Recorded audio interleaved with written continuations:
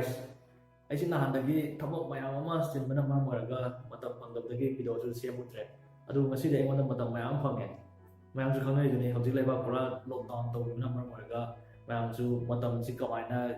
hojik ta hobada ngairi adu matam si kamaina len sige matam mayam wa le si kamaina len du no habi wakhanda awabu mayam su yaw yai khale. Adu ngasi gi video si su asi gi matang ne. Akoina lockdown manung sida phangiba matam mayam si akoina kamaina si akoina len ba yage kamaina len sige kamaina kramong da use to sige ha si matan hidani adu ahan mayam da kare khar haijoge akoina corona virus ase akoina try khamri to hi ganse akoi si laina ase yam akoi kiningai oi si sanop yam na thui adu akoina phajana section thorang loragadi si laina ase sanghan da ba yai basi mayam lo khangna ba kane aduna hojik aina hajening bade hojik mayam hojik government na lorei ba section thorang laina ase nga khum na bai da mangta lorei ba section thorang sida akoi ju yo saru yam na si hojik akoi si ama kan usina da ba amagi sidaraga sidana bagi timing na tre akoi punna samina bagi timing haidu oi akoi si hi amada punna to minari bani lupa tara di plot minna ga doi bani hingba tara ga di plot himina doi aduna akoi si punna samina bagi timing haidu oi aduna hojik leba sida lockdown tori ba sida akoina isana gyan tana ga isagi tho amani khalaga yai makai yum sai yum na lengna le si aduga ahamada sigi lockdown tori nge matam sida akoina kai to ba yake harga de ahamada akoina sigi hoida phangi ba matam se sida akoida hojik free time mayam matam mayam phangi se si akoina si opportunity amani si akoida haji khabi ba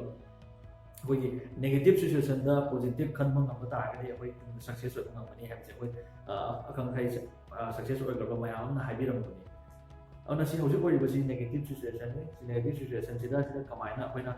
positive da khan gani aduga yai makai kamaina positive da kono kani hamse ne ba akoina motor tari si hojik akoida matam mayam ma phangi si akoida cha sama piri bane ba isaga time spend to work on bagi cha tanja ma piri bane ba si atai matam da de akoi thabok chatpa adagi amagi thabok mayam ma satlingai da isada matam thadaraga isa si khandok chana isa si kari wani ge kari pami ge si khandok chana ba matam phangam da ba ya ba sida akoida cha sam piri ne si time sida akoina isa sida karam hena focus toroga isa si kari wani ge kamaina kari improve to ba ya ge khalaga isa si improve to na ko na ba sini moru ori si akoina losin da layam thabok mayam ma matam phangda badagi si losin da bagi time ma phanga ba ne akoina exam di lari paw loram da lai paw lo si bai timing phange aduga karang mo music pam jaba kamu kharana mo mai taming ba magi music instrument ama tamge khalaga matam sangdana lairam ba aduma mai ama tambagi timing mo su phange karang mo dance pam jaba kamu na yumda dance tam jaba ya hojik di online da pulap ta lairam ne akoina internet si na ri ba si akoina free da kana da ba mai ama si na ba mo da sum kana ba mai ama si na ba ya si le online da akoina tamba yaw mai ama tamba yaw ba ya akoina communication skill tamba ya akoina English kamaina confidently ngangani hamgi tamas ya natraga aina pamjaba anoba language ama tamobo ya hani matam sida natraga akoi self confident kamaina hengalani habagi paro simi pungring ta adum ayamba adum tamjaba yaw ngakane ba si akoi da self confidence kai akoi ayamba mi pungring ta wala kan le ba ngakane ba koi si hena akoi da upgrade to mai hena kana ba ngakane ba auna hari mu kai si akoi na online tamoi ngak yaw ngakane aduga ka mai manung da akoigi mixen mamang da akoi sana to practice to jaraga improve to ba yaw ngakane ba aduga yum da computer leba laptop leba kampuna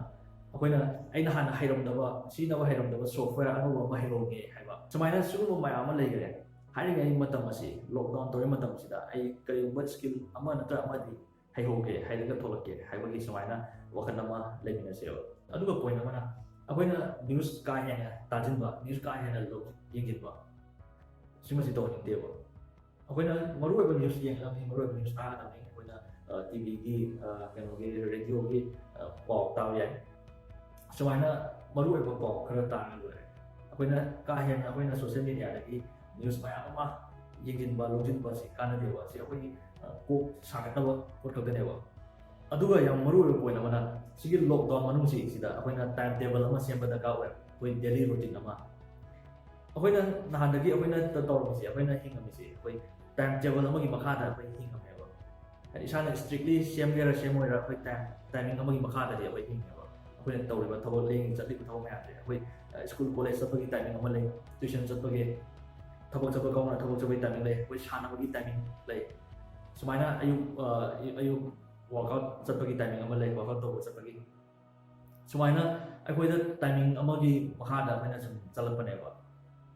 ꯁꯨꯃꯥꯏꯅ ꯇꯧꯔꯛꯄꯅꯤꯅ ꯑꯩꯈꯣꯏꯅ ꯍꯧꯖꯤꯛ ꯁꯤꯗ ꯄꯨꯔꯥ ꯆꯞ ꯂꯦꯞꯄ ꯃꯇꯝꯗꯣ ꯁꯤꯗ ꯌꯨꯝꯗ ꯄꯨꯔꯥ ꯐꯥꯖꯤꯜꯂꯒ ꯌꯨꯝꯗ ꯄꯨꯔꯥ ꯂꯩꯌꯨ ꯍꯥꯏꯔꯛꯄ ꯃꯇꯝꯁꯦ ꯁꯤꯗꯅꯦꯕ ꯑꯩꯈꯣꯏꯅ ꯃꯊꯥ ꯁꯥꯔꯤꯁꯦ ꯑꯩꯈꯣꯏꯁꯤ ꯇꯧꯐꯝ ꯈꯪꯗꯅ ꯉꯥꯎꯔꯛꯄ ꯌꯥꯕꯒꯤ ꯃꯑꯣꯡ ꯂꯩꯔꯤꯁꯦ ꯑꯗꯨꯅ ꯁꯤꯗ ꯑꯩꯈꯣꯏꯁꯤ ꯇꯥꯏꯝ ꯇꯦꯕꯜ ꯑꯃ ꯁꯦꯝꯕꯁꯤ ꯌꯥꯝ ꯗꯔꯀꯥꯔ ꯑꯣꯏ ꯑꯍꯥꯟꯕꯗ ꯑꯩꯈꯣꯏꯅ ꯋꯥꯛꯑꯥꯎꯠ ꯇꯧꯕꯒꯤ ꯇꯥꯏꯃꯤꯡ ꯑꯃ ꯊꯝꯕ ꯌꯥꯏ ꯄꯨꯡꯈꯥꯏ ꯑꯃ ꯄꯨꯡ ꯑꯃ ꯑꯌꯨꯛꯇ ꯅꯨꯃꯤꯗꯥꯡ ꯋꯥꯏꯔꯝꯗ ꯄꯨꯡꯈꯥꯏ ꯑꯃ ꯄꯨꯡ ꯑꯃ ꯑꯩꯈꯣꯏꯅ ꯃꯣꯕꯥꯏꯜ ꯑꯃꯗ ꯚꯤꯗꯤꯑꯣ ꯑꯃ ꯇꯧꯔꯒ ꯑꯩꯈꯣꯏꯒꯤ ꯋꯥꯛꯑꯥꯎꯠꯀꯤ ꯑꯩꯈꯣꯏꯒꯤ ꯇ꯭ꯌꯨꯇꯣꯔꯤꯌꯦꯜ ꯃꯌꯥꯝ ꯑꯃ ꯂꯩꯔꯕꯅꯦ ꯁꯨꯃꯥꯏꯅ ꯋꯥꯛꯑꯥꯎꯠꯀꯤ ꯇꯥꯏꯃꯤꯡ ꯑꯃ ꯁꯦꯝꯃꯒ ꯄꯨꯡꯁꯤꯗꯩ ꯁꯤꯐꯥꯎꯁꯦ ꯑꯩ ꯋꯥꯛꯑꯥꯎꯠ ꯇꯧꯒꯅꯤ ꯍꯥꯏꯅ ꯁꯨꯃꯥꯏꯅ ꯇꯥꯏꯃꯤꯡ ꯑꯃ ꯁꯦꯝꯕ ꯌꯥꯏ ꯌꯥꯝꯅ ꯍꯦꯚꯤ ꯅꯠꯇꯕꯤꯗ ꯑꯩꯈꯣꯏ ꯍꯛꯆꯥꯡ ꯐꯅꯉꯥꯏꯒꯤ ꯑꯣꯏꯅ ꯑꯗꯨꯒ ꯑꯃꯨꯛ ꯑꯩꯈꯣꯏꯅ ꯑꯃꯨꯛ ꯑꯅꯧꯕ ꯁ꯭ꯀꯤꯜ ꯅ꯭ꯌꯨ ꯁ꯭ꯀꯤꯜ ꯇꯥꯟꯁꯤꯟꯕꯒꯤ ꯇꯥꯏꯃꯤꯡ ꯑꯃ ꯑꯃꯨꯛ ꯊꯝꯕ ꯌꯥꯏ ꯚꯤꯗꯤꯑꯣ ꯌꯦꯡꯕꯒꯤ ꯅꯠꯇ꯭ꯔꯒ ꯂꯥꯏꯔꯤꯛ ꯄꯥꯕꯒꯤ ꯂꯥꯏꯔꯤꯛ ꯄꯥꯕ ꯇꯜꯂꯒꯁꯨ ꯑꯩꯈꯣꯏꯅ ꯚꯤꯗꯤꯑꯣꯗꯒꯤ ꯃꯌꯥꯝ ꯇꯥꯟꯁꯤꯟꯕ ꯌꯥꯏ ꯚꯤꯗꯤꯑꯣ ꯌꯦꯡꯉꯒ ꯑꯅꯧꯕ ꯅꯣꯂꯦꯖ ꯀꯔꯤ ꯇꯥꯟꯁꯤꯟꯕ ꯌꯥꯏ ꯉꯁꯥꯏꯒꯤ ꯑꯩꯅ ꯍꯥꯏꯔꯤꯕ ꯀꯝꯃꯨꯅꯤꯀꯦꯁꯟ ꯁ꯭ꯀꯤꯜ ꯑꯣꯏꯔꯣ ꯗꯥꯟꯁ ꯑꯣꯏꯔꯣ ꯃ꯭ꯌꯨꯖꯤꯛ ꯑꯣꯏꯔꯣ ꯅꯠꯇ꯭ꯔꯒ ꯁꯦꯜꯐ ꯀꯟꯐꯤꯗꯦꯟꯁ ꯀꯃꯥꯏꯅ ꯍꯦꯟꯒꯠꯂꯛꯀꯅꯤ ꯍꯥꯏꯕꯒꯤ ꯑꯣꯏꯔꯣ ꯁꯨꯃꯥꯏꯅ ꯑꯅꯧꯕ ꯅꯣꯂꯦꯖ ꯃꯌꯥꯝ ꯑꯃ ꯇꯥꯟꯁꯤꯟꯕꯒꯤ ꯅꯣꯡꯃꯗ ꯑꯩ ꯄꯨꯡ ꯁꯤ ꯇꯥꯕꯒ ꯑꯩ ꯁꯨꯃꯥꯏꯅ ꯁꯤꯒꯨꯝꯕ ꯃꯈꯜꯒꯤ ꯚꯤꯗꯤꯑꯣ ꯃꯌꯥꯝ ꯌꯦꯡꯒꯅꯤ ꯑꯗꯨꯒ ꯁꯤꯒꯤ ꯅꯣꯂꯦꯖ ꯇꯥꯟꯁꯤꯟꯅꯕ ꯍꯣꯠꯅꯒꯅꯤ ꯑꯩꯈꯣꯏꯅ ꯀ꯭ꯂꯥꯁ ꯆꯠꯄꯗꯣ ꯑꯩꯈꯣꯏ ꯇ꯭ꯌꯨꯁꯟ ꯆꯠꯄꯗꯣ ꯑꯗꯨꯒꯤ ꯃꯑꯣꯡꯗ ꯁꯨꯃꯥꯏꯅ ꯅꯣꯠꯕꯨꯛ ꯑꯃ ꯄꯥꯏꯔꯒ ꯇꯥꯏꯃꯤꯡ ꯑꯃ ꯊꯝꯃꯒ ꯄꯨꯡ ꯑꯁꯤ ꯇꯥꯕꯒ ꯑꯩ ꯁꯤꯒꯨꯝꯕ ꯃꯈꯜꯒꯤ ꯚꯤꯗꯤꯑꯣ ꯌꯦꯡꯒꯅꯤ ꯍꯥꯏꯔꯒ ꯁꯨꯃꯥꯏꯅ ꯇꯥꯏꯃꯤꯡ ꯑꯃ ꯁꯦꯝꯗꯣꯛꯄ ꯌꯥꯏ ꯑꯗꯨꯒ ꯃꯊꯪꯗ ꯑꯃꯨꯛ ꯑꯩꯈꯣꯏꯅ ꯇꯥꯟꯁꯤꯜꯂꯤꯕ ꯅꯣꯂꯦꯖ ꯃꯈꯩꯗꯣ ꯄ꯭ꯔꯦꯛꯇꯤꯁ ꯇꯧꯕꯒꯤ ꯇꯥꯏꯃꯤꯡ ꯑꯃ ꯊꯝꯕ ꯌꯥꯏ ꯑꯩꯈꯣꯏꯅ ꯄꯨꯡ ꯑꯁꯤ ꯇꯥꯕꯒ ꯃꯤꯡꯁꯦꯟ ꯃꯃꯥꯡꯗ ꯑꯩ ꯉꯁꯥꯏꯒꯤ ꯁꯨꯃꯥꯏꯅ ꯉꯥꯡꯕ ꯇꯝꯕ ꯑꯣꯏꯔꯣ ꯁꯨꯃꯥꯏꯅ ꯄ꯭ꯔꯦꯛꯇꯤꯁ ꯇꯧꯕꯒꯤ ꯇꯥꯏꯃꯤꯡ ꯑꯃꯃꯨꯛ ꯊꯝꯕ ꯌꯥꯏ ꯁꯨꯃꯥꯏꯅ ꯃꯌꯥꯝ ꯊꯝꯕ ꯃꯇꯝꯗ ꯃꯇꯝ ꯀꯩꯁꯨ ꯌꯥꯝ ꯍꯦꯟꯅ ꯂꯦꯝꯍꯧꯔꯣꯏꯕ ꯑꯗꯨꯒ ꯂꯦꯝꯍꯧꯔꯤꯕ ꯃꯇꯝ ꯈꯔꯗ ꯑꯩꯈꯣꯏ ꯏꯟꯇꯔꯇꯦꯟꯃꯦꯟ ꯑꯣꯏꯅ ꯍꯥꯏꯇꯥꯔꯦ ꯅ꯭ꯌꯨꯁ ꯇꯥꯕꯒꯤ ꯑꯣꯏꯔꯣ ꯅꯠꯇ꯭ꯔꯒ ꯏꯟꯇꯔꯇꯦꯟꯃꯦꯟ ꯚꯤꯗꯤꯑꯣ ꯌꯦꯡꯕꯒꯤ ꯑꯣꯏꯔꯣ ꯁꯨꯃꯥꯏꯅ ꯏꯟꯇꯔꯇꯦꯟꯃꯦꯟ ꯑꯣꯏꯅꯉꯥꯏ ꯇꯥꯏꯃꯤꯡ ꯑꯃꯃꯨꯛ ꯁꯦꯝꯗꯣꯛꯄ ꯌꯥꯏ ꯑꯗꯨꯒ ꯂꯦꯝꯍꯧꯔꯤꯕ ꯇꯥꯏꯃꯤꯡ ꯈꯔꯗꯨꯅ ꯑꯩꯈꯣꯏ ꯐꯦꯃꯤꯂꯤꯒ ꯑꯩꯈꯣꯏꯒꯤ ꯇꯥꯏꯝ ꯁ꯭ꯄꯦꯟ ꯇꯧꯕꯒꯤ ꯇꯥꯏꯃꯤꯡ ꯑꯃꯃꯨꯛ ꯊꯝꯕ ꯌꯥꯏꯑꯕ ꯐꯦꯃꯤꯂꯤꯒ ꯋꯥꯔꯤ ꯋꯥꯇꯥꯏ ꯇꯧꯔꯒ ꯅꯍꯥꯟꯗꯒꯤ ꯋꯥꯔꯤ ꯐꯖꯅ ꯁꯥꯕ ꯏꯃꯨꯡꯒꯤ ꯆꯥꯎꯈꯠ ꯊꯧꯔꯥꯡꯒꯤ ꯋꯥꯔꯤ ꯐꯖꯅ ꯁꯥꯕ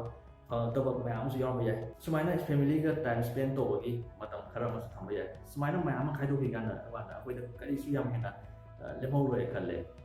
ꯁꯨꯃꯥꯏꯅ ꯅꯣꯡꯃꯒꯤ ꯁꯨꯃꯥꯏꯅ ꯑꯩ ꯗ꯭ꯌꯨꯇꯤ ꯑꯃ ꯂꯩ ꯁꯨꯃꯥꯏꯅ ꯑꯩ ꯁꯤ ꯇꯧꯒꯗꯕꯅꯤ ꯁꯤ ꯃꯁꯤꯗ ꯁꯤ ꯇꯧꯒꯗꯕꯅꯤ ꯗ꯭ꯌꯨꯇꯤ ꯑꯃ ꯂꯩ ꯍꯥꯏꯅ ꯈꯜꯂꯒ ꯇꯧꯔꯛꯄ ꯃꯇꯝꯗꯣ ꯑꯗꯨꯀꯥꯟꯗ ꯃꯇꯝꯁꯤ ꯀꯩꯁꯨ ꯌꯥꯝ ꯍꯦꯟꯅ ꯋꯥꯔꯣꯏꯅ ꯈꯜꯂꯦ ꯑꯗꯨꯅ ꯁꯨꯃꯥꯏꯅ ꯇꯧꯔꯒ ꯃꯇꯝꯁꯤ ꯂꯦꯡꯈꯤꯕ ꯇꯥꯔꯒꯗꯤ ꯑꯩꯈꯣꯏꯗ ꯌꯥꯝ ꯍꯦꯟꯅꯁꯨ ꯋꯥꯍꯧꯗꯕ ꯑꯗꯨꯒ ꯀꯥꯟꯅꯕ ꯃꯌꯥꯝꯁꯨ ꯐꯪꯍꯧꯕ ꯑꯗꯨꯒ ꯍꯥꯏꯔꯤꯕ ꯚꯥꯏꯔꯁ ꯑꯁꯤꯗꯒꯤꯁꯨ ꯁꯦꯐ ꯑꯣꯏꯍꯧꯕ ꯁꯨꯃꯥꯏꯅ ꯇꯧꯍꯧꯕꯁꯤꯅ ꯐꯒꯅꯤ ꯈꯜꯂꯤ ꯑꯗꯨꯒ ꯑꯩꯈꯣꯏꯗ ꯐꯪꯉꯤꯕ ꯇꯥꯏꯝ ꯃꯇꯝ ꯃꯌꯥꯝꯁꯦ ꯑꯩꯈꯣꯏ ꯍꯥꯟꯅꯗꯤ ꯃꯇꯝ ꯐꯪꯗꯕꯒꯤ ꯋꯥꯅꯔꯤꯕꯅꯤ ꯑꯗꯨꯅ ꯑꯩꯈꯣꯏꯗ ꯐꯪꯉꯤꯕ ꯃꯇꯝ ꯃꯌꯥꯝꯁꯦ ꯑꯩꯈꯣꯏꯅ ꯐ꯭ꯔꯤꯗ ꯁꯨꯃꯥꯏꯅ ꯀꯝꯄ꯭ꯂꯤꯠꯂꯤ ꯋꯦꯁ ꯇꯧꯍꯟꯈꯤꯕꯒꯤ ꯃꯍꯨꯠꯇ ꯑꯩꯈꯣꯏꯅ ꯀꯥꯟꯅꯕ ꯃꯌꯥꯝ ꯑꯃ ꯂꯧꯍꯧꯅꯕ ꯍꯣꯠꯅꯃꯤꯟꯅꯁꯦꯕ ꯑꯗꯨꯅ ꯃꯌꯥꯝ ꯑꯩꯅ ꯈꯟꯖꯔꯤꯕ ꯋꯥꯈꯜꯂꯣꯟꯁꯦ ꯁꯤ ꯃꯌꯥꯝ ꯌꯥꯅꯤꯡꯕ ꯌꯥꯎꯔꯒꯗꯤ ꯑꯩꯒꯤ ꯚꯤꯗꯤꯑꯣꯁꯦ ꯂꯥꯏꯛ ꯇꯧꯕꯤꯌꯨ ꯀꯃꯦꯟ ꯇꯧꯕꯤꯌꯨ ꯁꯤꯌꯔ ꯇꯧꯕꯤꯌꯨ ꯑꯗꯨꯒ ꯑꯃꯨꯛꯀ ꯍꯟꯅ ꯑꯔꯣꯏꯕꯗ ꯑꯩꯅ ꯍꯥꯏꯖꯅꯤꯡꯕꯗꯤ ꯂꯥꯏꯅꯥ ꯑꯁꯤꯗꯒꯤ ꯉꯥꯛꯊꯣꯛꯀꯦ ꯍꯥꯏꯕ ꯇꯥꯔꯒꯗꯤ ꯑꯩꯈꯣꯏ ꯄꯨꯟꯅ ꯆꯠꯃꯤꯟꯅꯕ ꯄꯨꯟꯅ ꯍꯣꯠꯅꯃꯤꯟꯅꯕ ꯗꯔꯀꯥꯔ ꯑꯣꯏ ꯑꯗꯨꯅ ꯒꯣꯔꯃꯦꯟꯅ ꯁꯤꯗ ꯂꯧꯔꯛꯏꯕ ꯂꯥꯏꯅꯥ ꯑꯁꯤꯗꯒꯤ ꯉꯥꯛꯊꯣꯛꯅꯕ ꯆꯦꯛꯁꯤꯟ ꯊꯧꯔꯥꯡ ꯃꯌꯥꯝꯁꯦ ꯁꯤꯗ ꯑꯩꯈꯣꯏꯁꯨ ꯁꯔꯨꯛ ꯌꯥꯎꯁꯜꯂꯒ ꯑꯩꯈꯣꯏꯒꯤ ꯔꯦꯁꯄꯣꯟꯁꯤꯕꯤꯂꯤꯇꯤ ꯑꯃꯅꯤ ꯑꯩꯈꯣꯏꯒꯤ ꯏꯊꯧ ꯑꯃꯅꯤ ꯍꯥꯏꯅ ꯂꯧꯔꯒ ꯁꯤꯗ ꯑꯩꯈꯣꯏꯁꯨ ꯁꯔꯨꯛ ꯌꯥꯔꯒ ꯃꯌꯥꯝ ꯄꯨꯟꯅ ꯉꯥꯛꯊꯣꯛꯅꯕ ꯍꯣꯠꯅꯃꯤꯟꯅꯁꯤ ꯑꯗꯨꯒ ꯑꯔꯣꯏꯕꯗ ꯑꯃꯨꯛꯀꯁꯨ ꯍꯟꯅ stay at home stay safe and stay healthy